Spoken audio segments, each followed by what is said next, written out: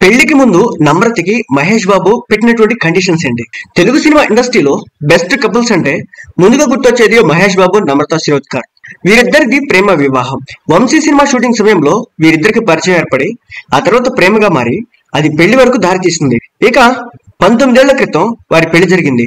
Social media వేదికగా నమ్రత శిరోద్కర్ తన పెళ్లి వేడుక సందర్భంగా ఫోటోలను అయితే షేర్ చేస్తూ ఉంటారు. పెళ్లికి ముందు వరకు నమ్రత కొన్ని సినిమాలు చేశారు. పెళ్లి తర్వాత నుంచి నమ్రత ఒక్క సినిమా కూడా చేయలేదు. ఈ విషయం గురించి నమ్రత ఓ ఇంటర్వ్యూలో చెప్పారు. ప్రముఖ జర్నలిస్ట్ ప్రేమకి ఇచ్చిన ఇంటర్వ్యూలో నమ్రత ఈ విషయం గురించి మాట్లాడుతూ తనకి ఉద్యోగం చేసే భార్య వద్దని మహేష్ బాబు క్లారిటీగా ఉన్నారని చెప్పారు. ఈ విషయం మీద వాళ్ళు మాట్లాడుకున్నారన్నారు. అయితే నమ్రత శిరోద్కర్ కూడా ఓ కండిషన్ పెట్టారట. తనకి బంగ్లాలో ఉండడం ఇబ్బందిగా అనిపిస్తుందని, అందుకే పెళ్లైన తర్వాత కొన్నాళ్ళు అపార్ట్మెంట్ లో ఉండాలని ఒక కండిషన్ పెట్టారట.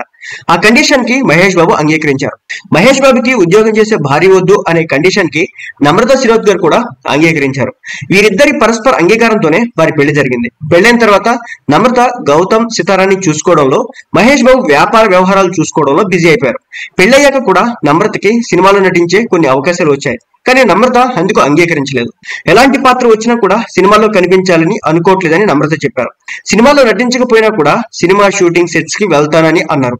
మహేష్ బాబు సినిమా షూటింగ్స్ కి తాను వెళ్తానని, ఆ వాతావరణాన్ని తను ఎంజాయ్ చేస్తానని చెప్పేసి నమ్రత చెప్పారు.